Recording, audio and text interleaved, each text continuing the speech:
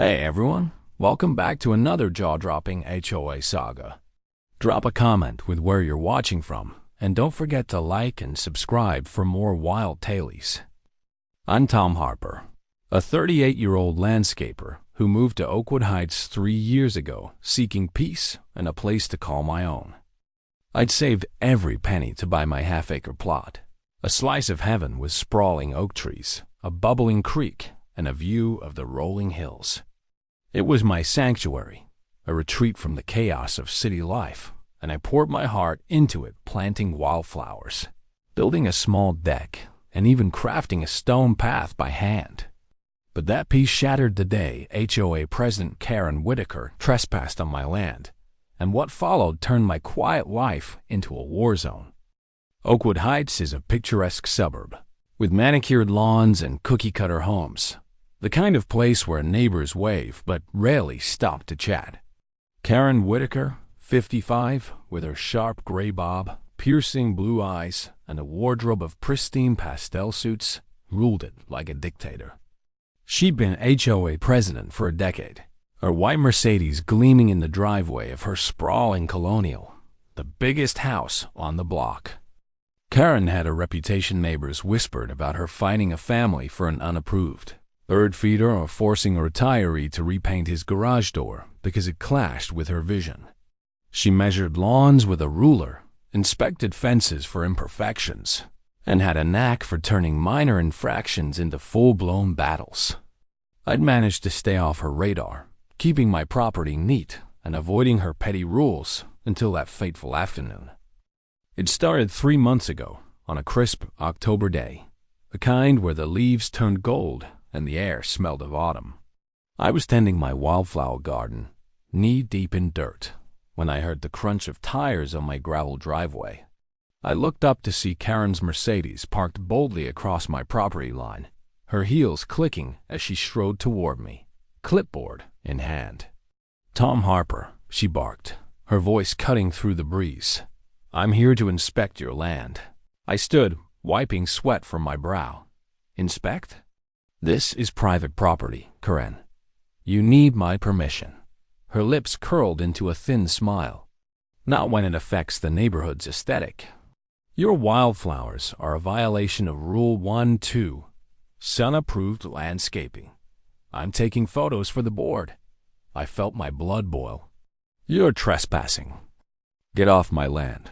She ignored me, stepping closer, snapping pictures of my garden like a paparazzi on a mission. I grabbed my phone, recording her every move. "Leave or I'm calling the police," I warned. She laughed, a cold, hollow sound. "Go ahead.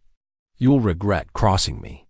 That night, I filed a trespassing complaint with the local sheriff's office, submitting my video evidence.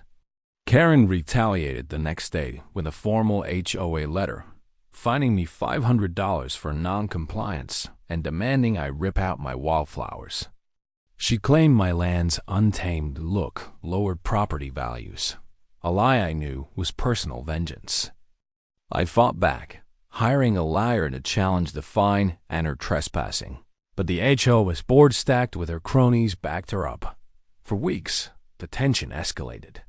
She'd drive by slowly, glaring, or send letters accusing me of everything from improper trash bins to an unapproved shed. Neighbors started avoiding me, fearing her wrath. My sanctuary felt like a prison, and I began to wonder if I'd lose my home over this. Desperate, I dug into Karen's past.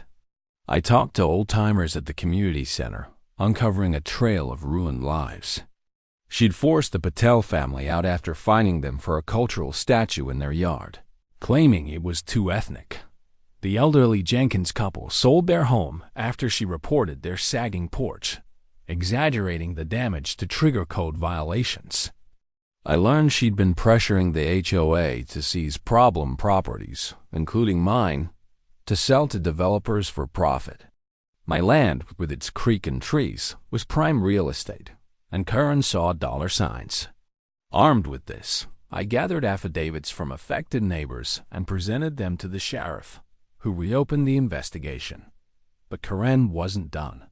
One rainy evening, I caught her on my security camera sneaking onto my property again, this time with a surveyor marking stakes near my creek. She was plotting to claim it as community land. That was the breaking point. I confronted her the next day at an HOA meeting, packed with nervous neighbors. Karen Whitaker trespassed on my land twice.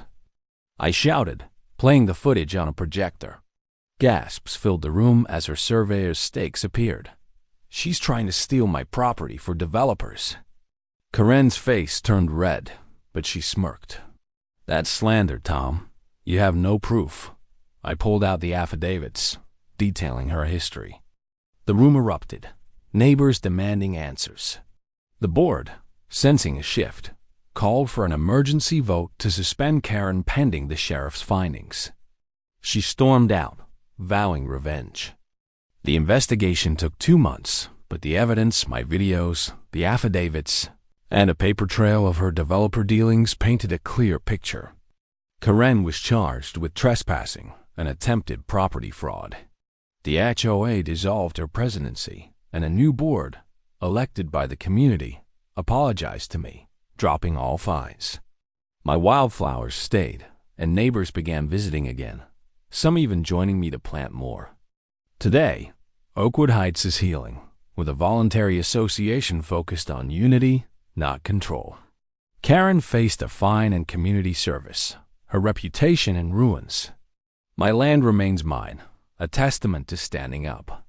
This isn't just about property, it's about reclaiming my rights, thanks to a community that finally saw the truth.